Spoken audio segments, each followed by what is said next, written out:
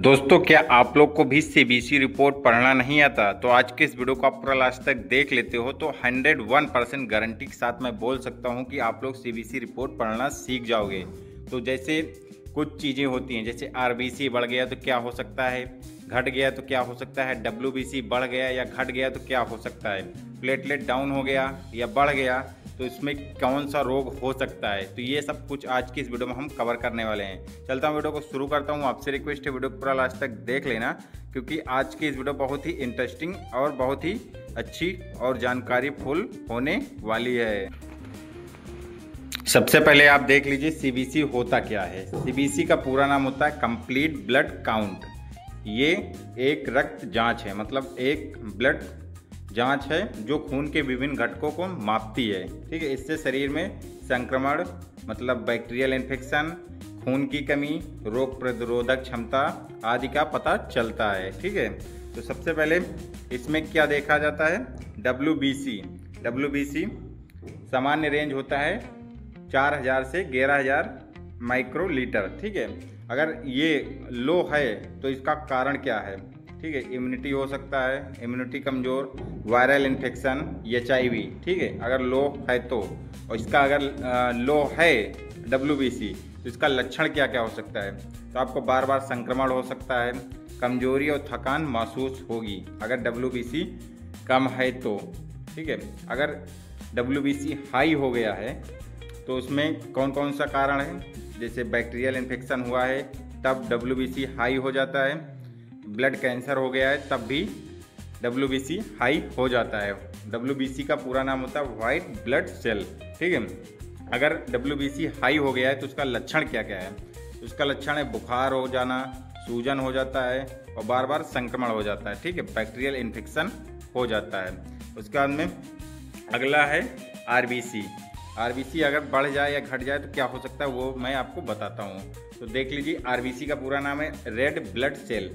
इसका normal range कितना होता है? 4.7 से 6.1 मिलियन अल्ट्रा लीटर।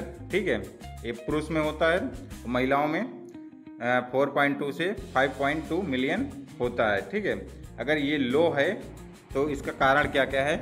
तो इसका सबसे पहला कारण है एनीमिया और उसके बाद रक्त की कमी।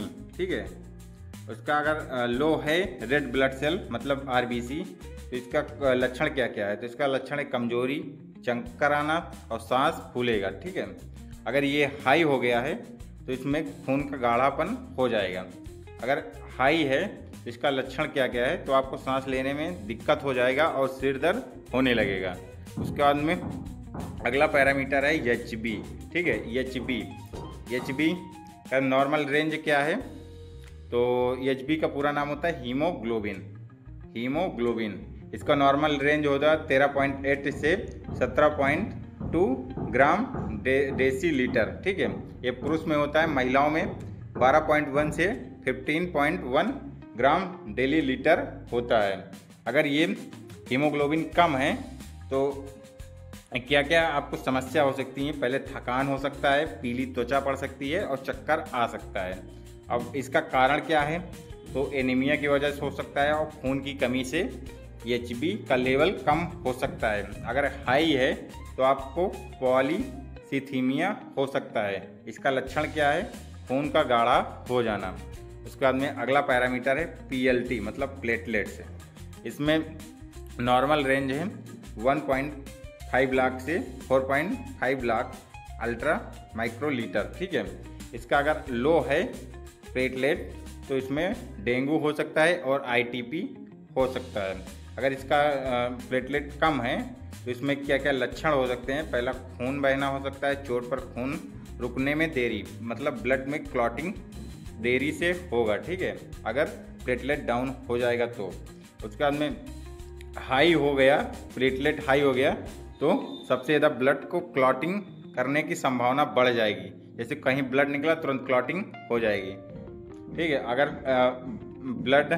प्लेटलेट हाई है तो क्या क्या वो लक्षण हो सकते हैं? तो इसका लक्षण होता है सिर दर्द और स्ट्रोक का खतरा बढ़ जाता है। उसके बाद में अगला पैरामीटर है न्यूट्रोफिल्स। इसका नॉर्मल रेंज होता है 40% से 60%। अगर ये लो है, इसका कारण क्या क्या है? वायरल संक्रमण और बोन मैरो की बीमारी हो सकती है। अगर लो है तो इसका लक्षण क्या क्या होगा? आपको बार बार इन्फेक्शन होगा, ठीक है। उसके बाद में अगर हाई हो गया है तो इसका बैक्टीरियल संक्रमण और सूजन हो सकता है। हाई है तो लक्षण क्या क्या होगा? बुखार होगा, दर्द होगा, शरीर में सूजन हो जाएगी। अगर आपको इसका PDF चाहिए, PDF के लिए आप हमारे इंस्टाग्राम पे RVL मेडिकल लेक्चर पे आप मैसेज कर सकते हैं PDF, मैं इसका PDF भेज दूंगा। ये तो हमारे ये वीडियो के डिस्क्रिप्शन बॉक्स में भी इसका PDF पड़ा हुआ है, आप ले सकते हैं जाके, ठीक है। अगला पैरामीटर है लिम्फोसाइट।